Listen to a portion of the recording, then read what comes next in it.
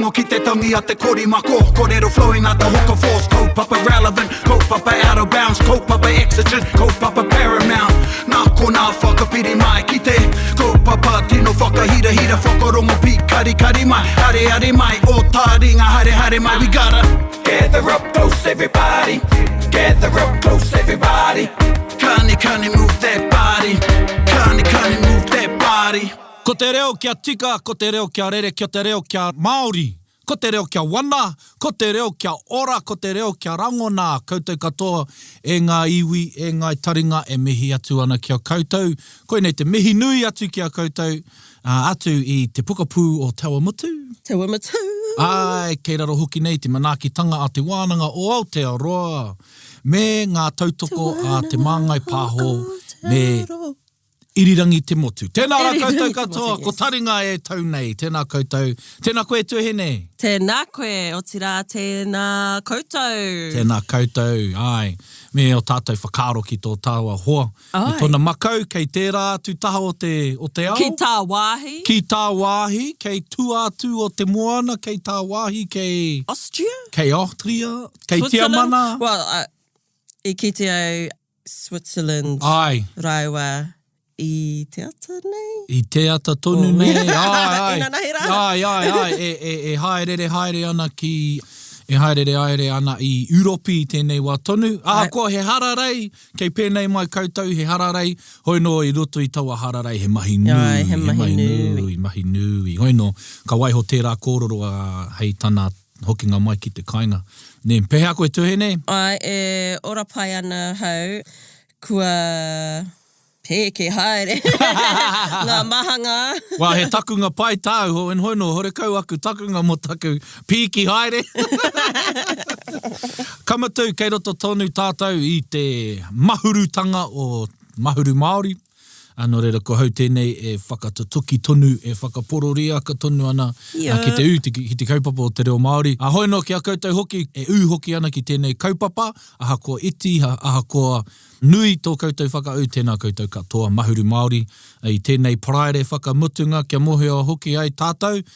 E whai ke ana tātou te maramataka Māori. Nō reira hei tēnei rua te kaumā rima o Hepetema. Rewa ai a mutu whenua o mahuru, ne? Ai. Kamatu, me te whakaro hoki, hei, e tū mai nei, ka timata a mahuru, tō tātou mahuru Māori nei, hei te kaumārima o Hepetema. Ka haere tainoa tū ki te oke topa. Nō reira, hei te tauhauka kōrero te no te rā kōrero. Ai. Kamatu, me tētahi whakaro ki tā tātou tamahine e kō. Rua ngā tau. Kua rua ia I tēnei rā. Engari, o nā whanonga he te kaumā ono. Ka nui te aroha mai ea. Kia mai ea koe ki tō tau tuarua. Ka pai, hari huri tau me ngā. Kia nui ngā hua kia koe. Kāre kore, kua nui ngā hua. Tēnā koe. Ko kino te aroha I a koutou. Ko kino tō kōrua aroha Kiaia? Hang on, trying to translate this. He koina taku whakaro kupu mo tētahi mena he nui tō aroha, nui o Perehana Kiaia, he kino te aroha. Mo te he wairua Not like spoiled with love. Well, koina taku whakaro. I know what you're trying to say. Yeah. But I don't know how to kino pai te aroha. Kino pai te aroha. Oi no, e mihi ana kia koutou katoa. I mua tā tātou ruku ki roto I tēnei kaupapa kōrero, ko tā tātou kiwaha. He kiwaha tau. He kiwaha tāku. Kiwaha. Iau e kōrero ana ki aku tamariki, I ki atu ki a rātou, e kōma, pēhea te tini o ngā rare, ko pauia kaurua I te rānei. Pēhea te tini. Pēhea te tini. Pēhea te tini o ngā rare, ko pauia kaurua I te rānei. Kāore I a rika ngā rare I kai I pau I a rāwa I taua rā. He nui, he maha. Pēhea te tini. Koina te kiwaha. He orite ki te ehia ke? Ai. Ai. So who knows how much lollies you have eaten today? Ka mai, ara no atu te tini. Ai, marika te tini o ngā kai kua pau I a koe. Pēhe te tini o te hunga I whai I te kaupapa o Mahuru Māori. Pēhea te tini. Pēhea te tini. O ngā tangata I tai ki te Paremata. Ai, nāna. Mō te Petihana Māori. Petihana Māori, ai, koia hoki. No reira, koina tā tātou kaupapa, me tā tātou kiwaha I tēnei rā e hoa mā. Kamatu, koina te puni, tā tātou... Puni, tā tātou kupu mo te putanga, te epehoto. Epehote, ai, marika. Ngāpuhi, man. Famous for coming up with new words. Ai, engari, ka es mātou epesoto. Oh, hang on, sorry. Ai. Hea te kiwaha no? Pēhea te tini. Pēhea te tini o ngā kupu e hanga. Ai. Ana ngā ngāpuhi. Ai, tika. Kamatu, tētahi a te whakamahinga I rango nei au, ko te kōrero a Quentin Hita tēnei, I te kōrero ia ki tētahi kaumātua. Ka ki te kaumātua ki aia, ewa, ka rūrungia te rākau, ko ngā pītiti I ngahoro mai, I taka mai nei I tēnei rākau, pēhea te tini. Pēhea te tini.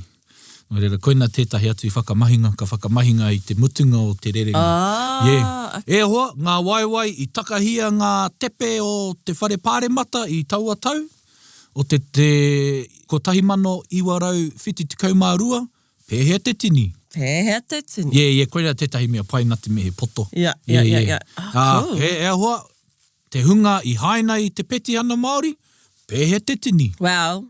32,000. Actually. Pēhea te tini. Pēhea Māori ka te tini. Ai, koina. No re hoa mā, koina tā tātou puni ruarau rima te kaumā waru. Kamatu he puni o ngā Taonga. Ne, ka whakarongo ki ētahi tipakohanga o ngā reo, o ngā kōrero, I kōrero tia, I taua rā, I te tekau mā whā o Hepetema, I te tau, ko tahi mano iwarau whiti tekau mā rua. He ua ki ahau ki te whakahua I ngā tau, I roto te reo Māori, he ua tonu. Ngā nama. Ngā nama katoa, ai, ko hau koki tonu tēnā. It requires a lot of thinking. Ai, wow. Ki te kau te au I te reo Pākehā, he māma, he pake ke tonu ana te rā mahi ki au. Ai. Koina ka whakarongo ki tā tātou tipakohanga tuatahi. Whakarongo mai. Mr. David Broughton of Ngā Tamatoa, who is the National Coordinator for National Māori Language Day. Ki hei Māori ora! Kia hiwera! Kia hiwera tēnei pito, kia hiwera tērā pito. Ke apuru a koe ki te whakapuru tōnu,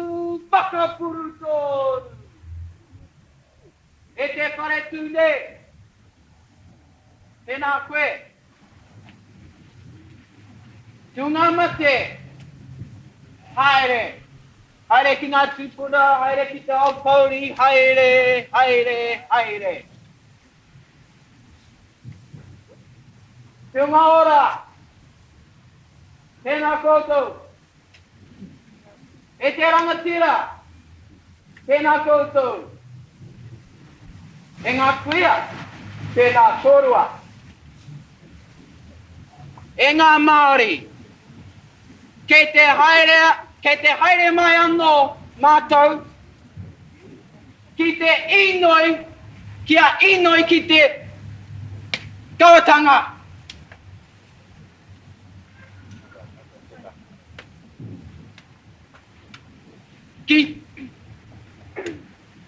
Ko tēnei te wā, whakamutunga. Kua tai mai te wā.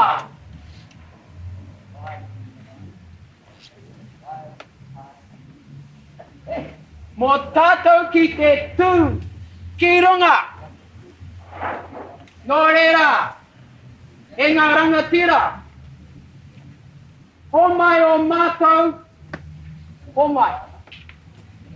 mai o mātou tātou reo.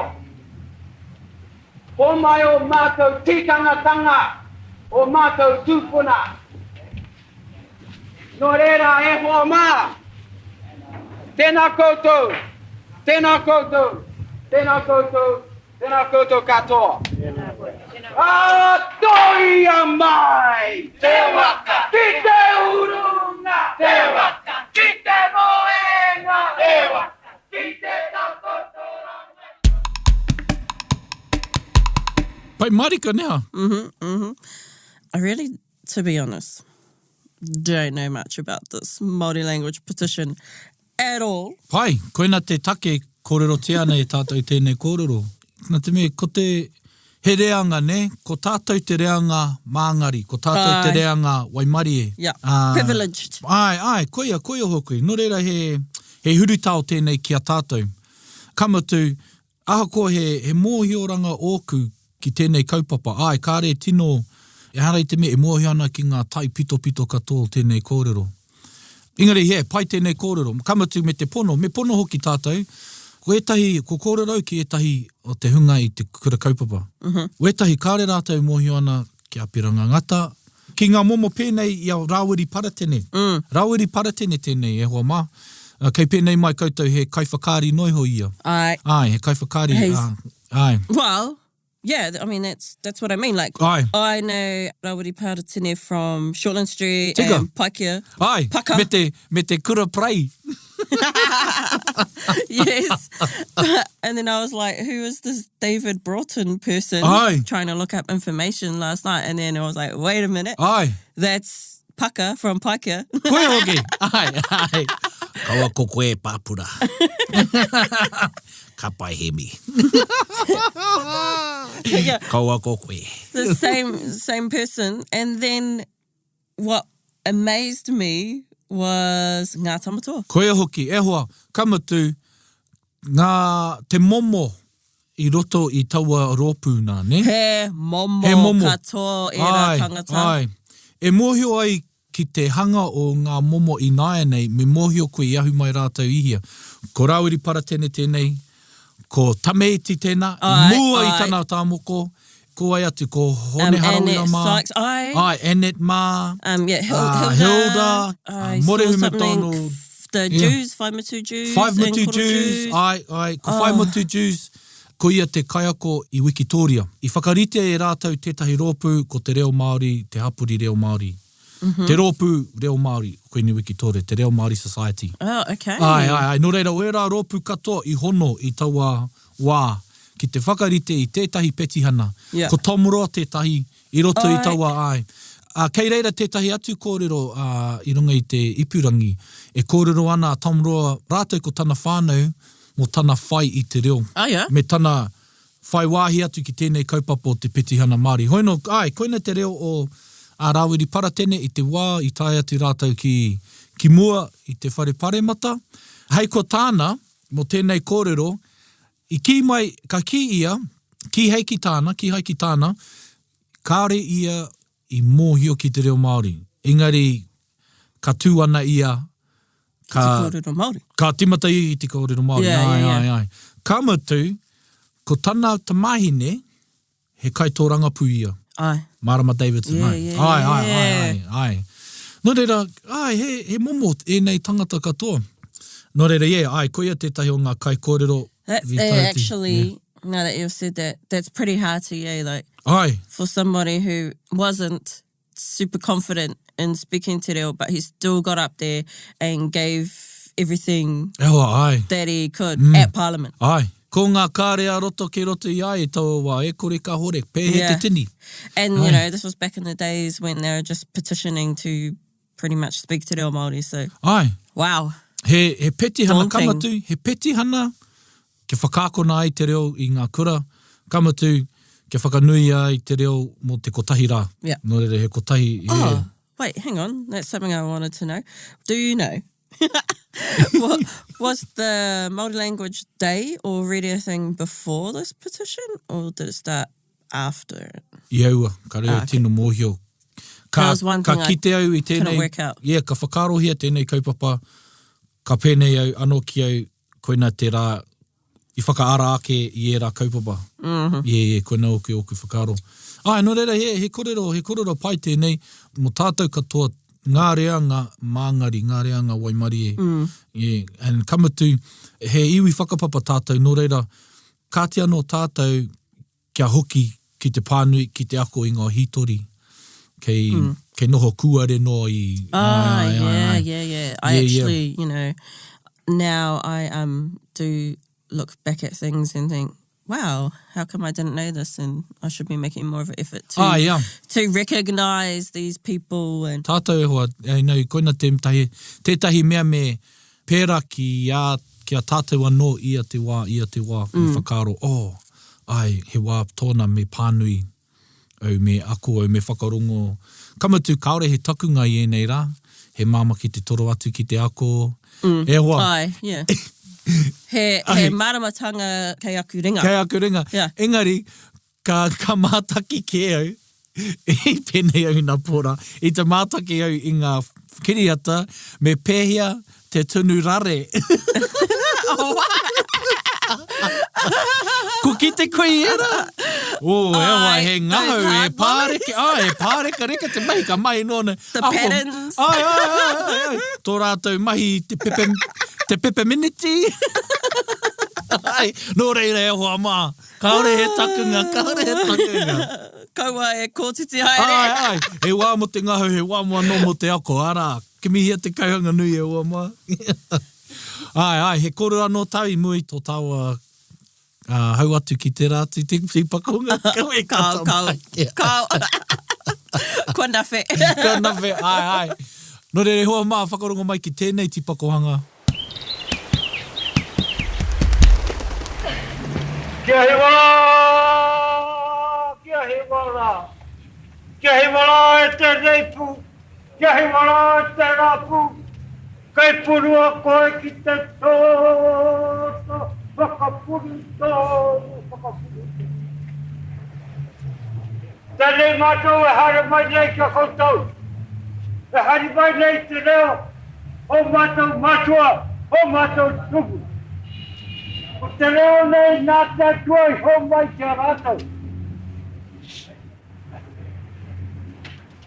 O te reo nei nā te tuai hotu kia rātou. Kia mohi o te ai rātou, i waiha nui, i ngā imi o teo. Katahi rātou ka noho ka kimi, i tētahi wahi, hei kōhanga mo te reo. Katahi ka ki tea ko te oroa, o te oi kōga.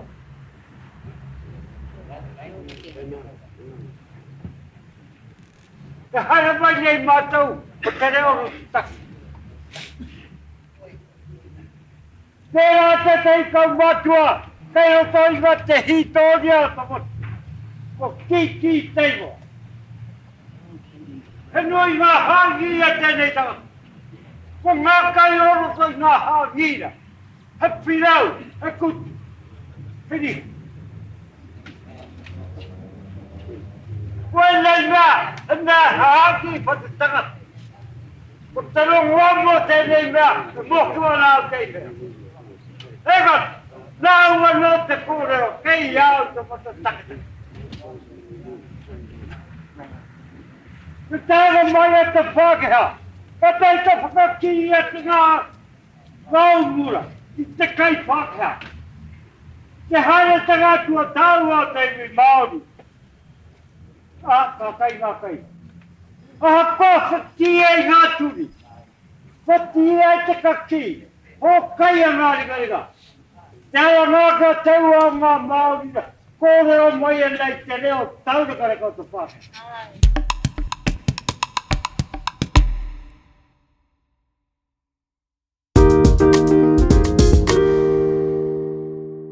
Ko te oeunuku rene tēnā. He mōhio, he pū, he wahaki, he pātaka whakairinga kōrero tēnei kaumātua. He kaumātua, he rangatira no Ngāti Toa. Te ati awa.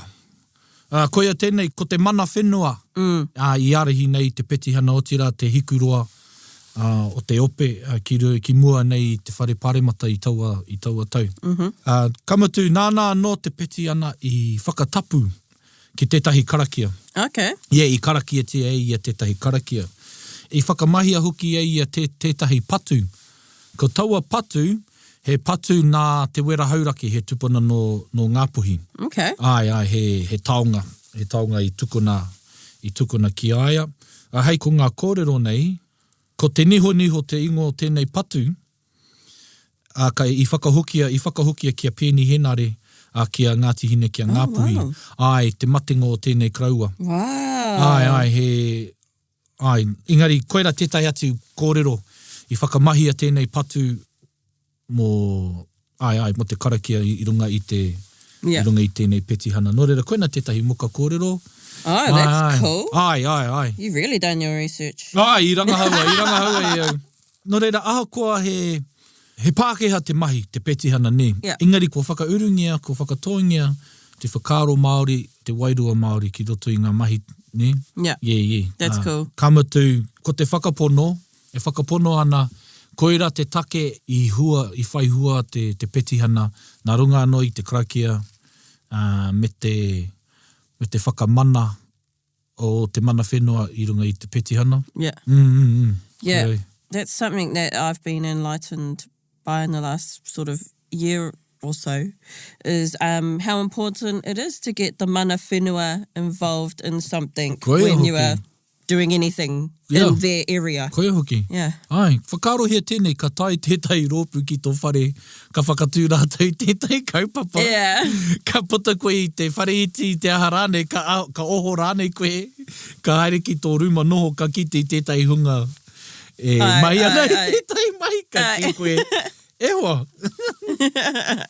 Ka maho e tō koutou pātai mai ki au. Nōkua no te whare, nōkua no te whenua. Yeah. Ai. But it's good because it just gives everybody the chance to contribute. Tika. Koina hoki tētahi whakaro ki te hunga e hiahia ana ki te whakatū kaupapa i wike atu, i hapu ke atu. He māma ki te toro atu ki te hapu. Ai, ētahi wā, he raru ki a koe, nā te mea, he raru ā wā. Yeah. Nā te mea, ko tātou hiahia i tēnei wā tonu kia tere ngā mahi. Ai. Engari, he pai ake kia pērā i te timatanga, kaua i te mutunga, kaua rānei hei... No, let it be an afterthought. Ai, ko kei raru rānei te katoa tō kaupapa, i te koringa o i toro atu ki te haukainga. Ko te nuinga o te wā, ka hari te haukainga ki te tautoko i a koe, kei te ahu o te kaupapa. Kamatu, ka wero rātou i a koe, kia ki te ai mena rānei he toka tō kaupapa, ko e toka ana ngā mātāpono o te kaupapa. Koina pē te wero pai, kia ki te ai mena i tika ana tō mahi. Hoina koina te kaumātora, e hiahia nau ki te pānu i tētahi wana kōrero kaore i hopukina i tērā kōwhiringa tātou. Koina i tāna, e tamamā e hine mā, ko kore au e roa mo tēnei ao. Ki hoi anō, haere atu anau, tūtaki atu anau ki taku kaihanga, pātau mai taku kaihanga kia hau. E tama, ko ahangia tāku ki tō iwi. E tama, ko ahangia tāku ki tō iwi. Te reo Māori, ko ahangia. Ko tāia e ahau te ki atu ki aia, kei te oro tonu. Ko koutou, ko aku tamariki, ko aku mokopuna, kei te kaue tonu i tēnei reo, ki roto o a pōpō. Koina tana tētai wahanga o tana kōrero i taua rā. Ai, me pai tērā kōrero, ne? Yeah. Ai, me tana ki, kamatu ko te whakamahinga, ētahi whakamahinga o te reo. Te kupu ahangia. Ahangia. Ko ahangia. Ko ahangia. Yeah. Ka ki ke au i e nei rā, ko ahatia. Hoino he hiorite, kia hatia. Yeah. Ko ahatia. Ai, nō reira he kupu nui. Kamatu ka kite anō i tētahi momo i roto i ngā kaumātua o aua tau, ne? Iaua, tohunga. Rātou katoa, tohunga.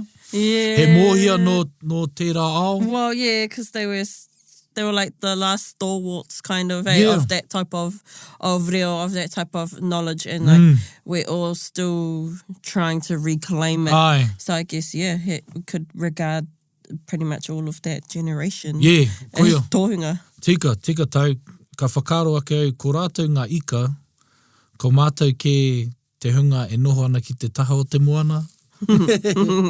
E hanga tautau ana i ngā waiwai i te moana, o ko rātou ngā ika nui.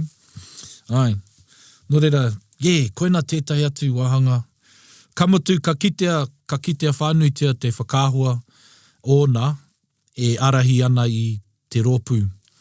E arahi ana te rōpū hikoi, ki runga i te ate o te Paremata. Koina te whakaahua ka kitea. Ai, ka huri nai nei ki tēnei ko whiringa ko ai te kōrero? Ko Hana Te He Mara. Ko Hana Te He Mara, Or Hannah Jackson. Hannah Jackson, ai. Hoino, koina te wahine nāna no te Petihana, ne? Tētahi. Yeah, she's kind of spearheaded it. Yeah, koia te kai kōkiri, nui. Ai, no reira whakarongo mai. Whakarongo mai. To conclude this program on National Māori Language Day, let's listen to an interview by Mr. Chris Anderson of Current Affairs with Hannah Jackson, who presented the petition at Parliament, and Mr. Rangi Nicholson, one of the organisers of the day. Well, the idea of the petition was mainly, first of all, to get it introduced at a primary school level and for it to become an integral part of the school curriculum. Whereas the word compulsory seems to be thrown in as a red herring, we have never ever advocated compulsory in the petition or the wording of the petition. What we really want to see is that the language not become just the language itself, but every subject. For example, if you're teaching maths, you could teach 1 to 10 in Māori, then in English. If you're teaching language, you can do the English vowel sound, then revert into the Māori vowel sound. So therefore, it becomes an integral part. We feel that the primary, the secondary, and the intermediate, and even the higher levels are being catered for. Not enough, of course, but the primary school level seems to me the best level to start the Māori language and the culture as well. So there is a degree of compulsion here. Well, I don't see the degree of compulsion. I think that it's only compulsory when it doesn't belong to the country. I mean, the Māori language is the native language of New Zealand, so I can't see it being compulsory, whereas French has been compulsory in as much if you're doing academic, that you do French. And I don't see compulsory being able to be applied to Māori simply because it is the national language of the country. I agree with Hannah here in that I think compulsory is a red herring. Compulsory yes. Māori in school is a red herring. And what we're trying to do is to provide an opportunity for all New Zealanders, both Māori and pēhea, to have this opportunity to learn Māori language in the schools. Well, you've called for this introduction into schools, but there's already been quite spectacular growth of the teaching in Māori in both primary schools, where it's recently introduced, of course, secondary schools and universities. The figures have doubled, I think, in secondary schools in the last 2 years now. Is this not satisfactory from your point of view? Well, definitely not, because I don't know of very many primary schools that are actually teaching it. They have used the argument that there are not enough teachers. And Ngā Tamatoa in Auckland have actually run 2 Te Reo Māori seminars whereby we've got fluent speakers who are qualified with MA degrees in the Māori language to train fluent native speakers in the methodology and techniques of teaching the language. Now, this to me is the only problem we have, is that we don't have qualified teachers of the language. It is of concern to me that the language has been put up as a red herring, but often you hear the quotation that we are 2 people in New Zealand, we're 2 races but 1 people, and I feel that we are objecting to being phased out, that Māori language has a natural heritage in this country, and through the language the New Zealander as a whole will get his identity, especially his cultural identity. What I find interesting about Hannah is that, you know, she is like many of us today. Like, e hara ia I te tangata kōrero Māori. Ai. She must have felt like part of her identity was missing, and she sort of did reference that.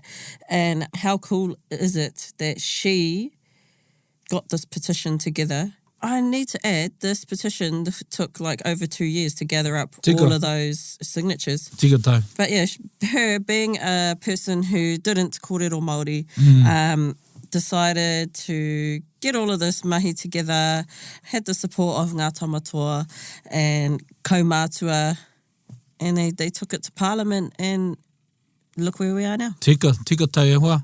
Started from the bottom, now we're here.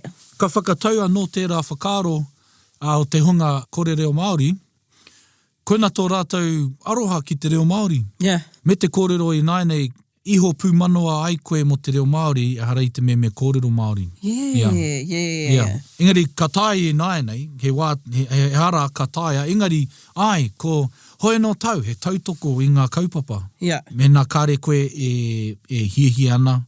Me ngā mātua, you know, e mohi anau ki ngā mātua, kaore rātou I tupu I te reo, horikau o rātou reo Māori. Engari, ka nui tō rātou tautoko I ngā kaupapa Māori. Pērā hoki ngā Pākehā. Pērā hoki ngā Pākehā. Hard out. Me kōrero e mō Hone McCaffrey rānei. Koia tētahi o ngā Pākehā, o ngā tangata o roto a rōpū o te reo Māori o te whare wānanga o Wikitoria. I taua wā, koia tētahi o ngā kai tautoko. Cool. Also, what I found interesting in that excerpt was the level of which they were just trying to implement it at is now, to me, so basic. Just trying to get in schools for them to count after 1 to 10 to do it from tahi to tekau. Simple as that. And yeah, it just, I don't know, it amazes me that level of basic reo was so hard at that time. He nui te pakanga mo tērā wahanga eti o te reo. Yeah. Mo te tatau, mo te nama, mo te nama I te whika. The vowel sounds. I mean, we still struggle with that these days, but yeah, that's crazy to me. Like, I remember doing it at primary school, and I went to a non-Māori primary school. Tika. And yeah, it was just, I thought it was normal just to do a bit of tahirua toriwha, a e o u, besides doing your ABCs. Koe hoki. Kamatu e whakai hoki ana ki tō rātou kōrero me kaua, he ata tātou kupu mo te me mahi, me ako, me kōrero. Hea te kōrero mo hea te herenga, he herenga mo te compulsory. Oh, yeah. Aua. Hoi no, ko ona whakaro, e hara I te me pēra, e hara te rea me whakature I te whakākoranga o te reo Māori. Nā te mea, I kite ana tō rātou whakaro, me rere noa nei, me kōrero Māori noa nei. Yeah. A Māori, make it natural. Ai. Kia kaua e ki me pēnei. Yeah, do it like this or else. Ai. Koina tāna whakaro, kia kōrero ai tētahi atu iwi I tētahi reo no motu ke, me whakature. Yeah. Engari, e hara tēnei he reo no te whenua. No reira, e kita anau I tērā. It should be just integrated. Ai. Kamatu, ko tā tātou a hoki ngā whakamuri ki ngā tau 5 tekau I mua, tirohia ngā hua I nāianei. Yeah. Ne, ka pēnei ana tātou I tēnei wā, mai kore ake ko tēnei mahi ka tūa taringa, o te wānanga o te oro, era atu kaupapa, no reira, ko tō rātou whakaro, kia timata I tēnei mea eti nei, te tatau I roto I te reo Māori, ko nui ake ngā hua. Kamatu, kia haune he tirohanga whānui no rātou, ka timata I ngā kura. Yeah. Ko waita taima ke ki ngāra, ki te hunga o auara, te reanga Pākehā, reanga Māori nei, ka timata ki ngā tamariki nā te mea, kāore o rātou whakaro. Yeah, they haven't been groomed to... Ai. Yeah. He mā tonu tō rātou tirohanga ki te ao. Yeah, they're still open and optimistic. And, Pērā I te kōrero, ko te whakaro, ko te āhua o te kaikiri, he mea ko akona. He mea, No reira, pērā, koina hoki te tirohanga whānui, kamatu here te tonu taku ki atu ki aku whanaunga, e hia ana ki te kōrero Māori, ka ki au ki a rātou. Mena kare koe hia ana, tuku no tamariki ki ngā kura Māori. Nā te mea I mohi ana, kāori pai ngā kura auraki ki a tātou. Yeah. No reira, mā te aha I te tuku atu ki ngā kura Māori. Ka aha ngia. Yeah. Pea te māharahara. Yeah. Well, they won't know any other way, so... Ai. Yeah. Ko tātou ngā mātua, ngā pakeke ke, Yeah. E whakatō ana I ētahi atu. Ētahi, yeah. Worries, unnecessary. Ai. Koina te huringa o te ao ki a tātou. He nui ngā kōrero mo tēnei, mo te petihano e te iwi. Koina o mātou whakaro, o mātou tirohanga ki tēnei kaupapa. Nui whakaharahara. Ka matu e tika ana kia whai I te reo, kia whai tēnei kaupapa I te wiki o te reo Māori. Te wiki I whakanui a te petihana a ngā tau 5 tekau. Me te hunga I taitai atu ki te whakanui I tērā kaupapa, kei mua anō I te whare miere I tērā wiki.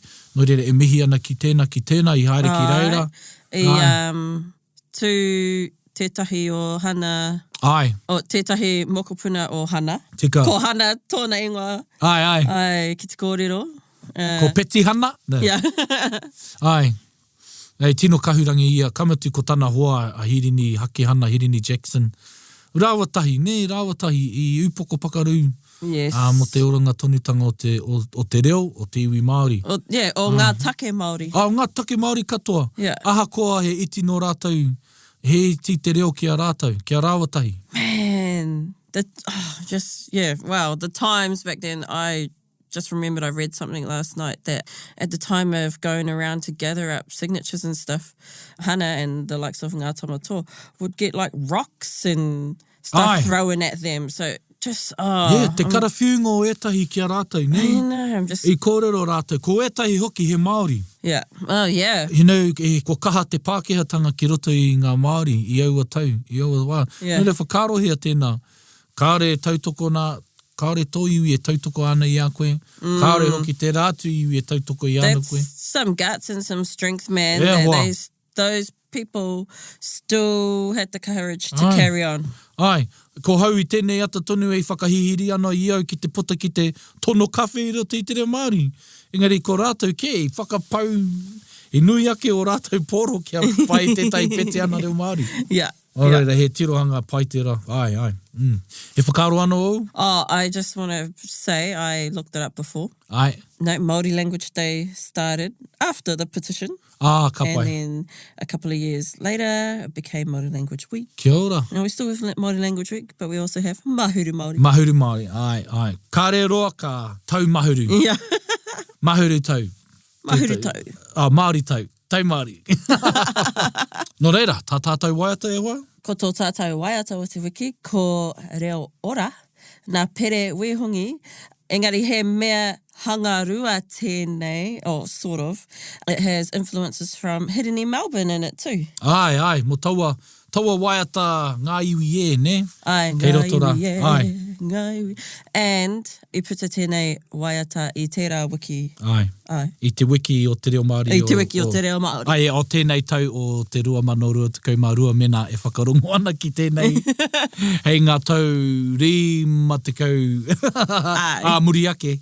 Hoi no e te iwi whakarongo mai, kamatu e mihi ana kia koutou, e mihi ana ki te rōpū angitu, e mihi ana kia koe e pere, e mihi hoki ana ki te tāhuhu o te mātauranga, o tira ki te whānau o Hirini Melbourne, e mihi ana kia koutou katoa. No reira, e te iwi whakarongo mai.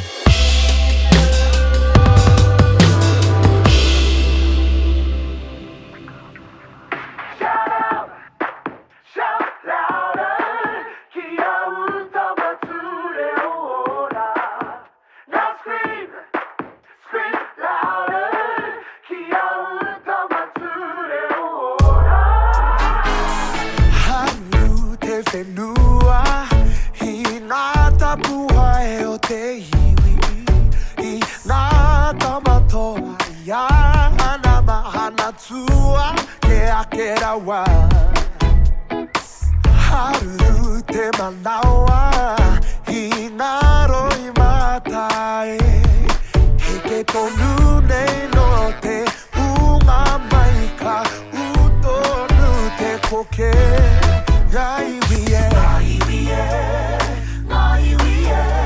Kia kotahi rā te mana nui a kiwa